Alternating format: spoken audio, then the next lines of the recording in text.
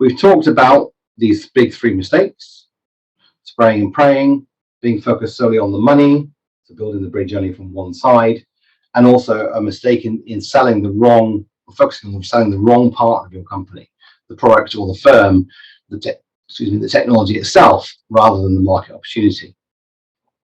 And so these are my kind of takeaway points for you to implement on your own steam, or if you need some help, you know where I am.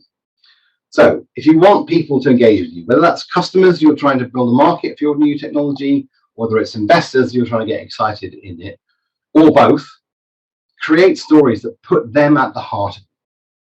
When you're using things like social media or email campaigns, target your content not at what you've got, not at what your solution is and how it works and the results you can get from using it, but talk about the thing that at the moment is the only thing that connects you to your prospect, which is the problem itself.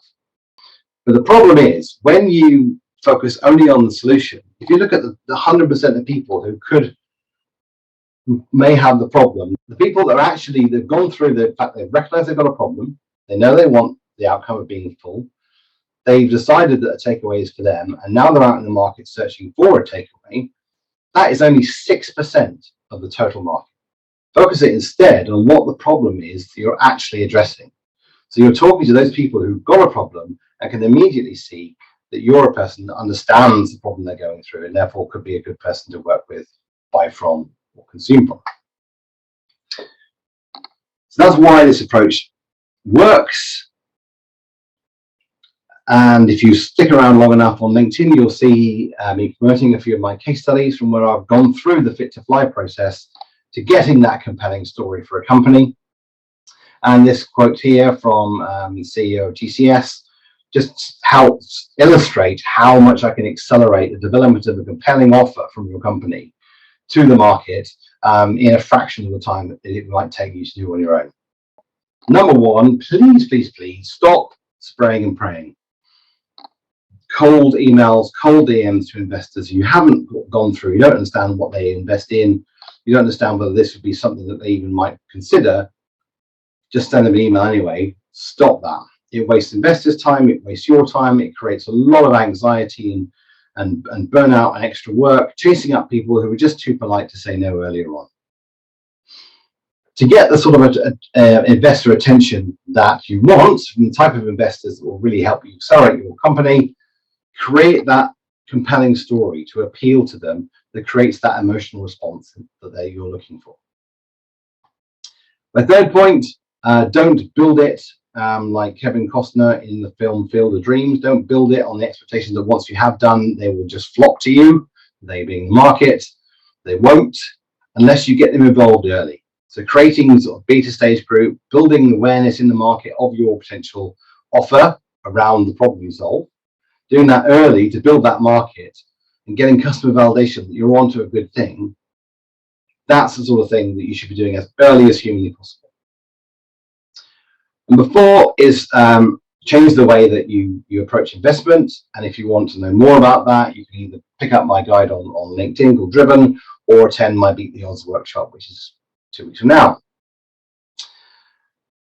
When you're using my approach to create awareness of your science and technology companies from the other side of the bridge to attract commercial interest, create meaningful value-adding content that promotes your company based around that problem you're solving.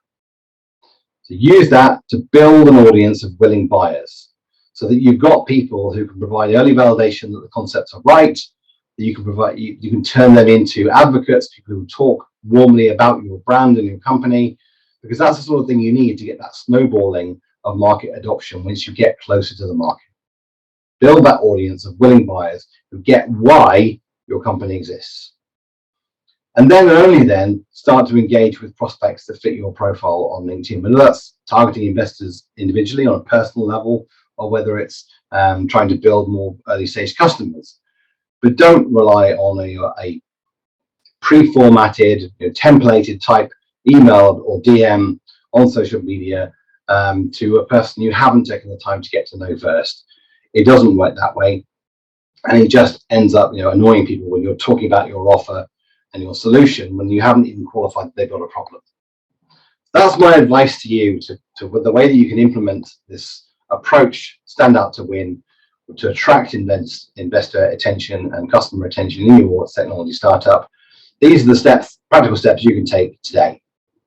And if that's been helpful to you, brilliant. Then this workshop's been useful and been value added. If you need particular help, then you know exactly where I am. I live on LinkedIn, so you can always send me a message there. And at the end, I'll give you a quick QR code that you can scan with your phone if you'd like to book a quick meeting with me just for a no obligation chat.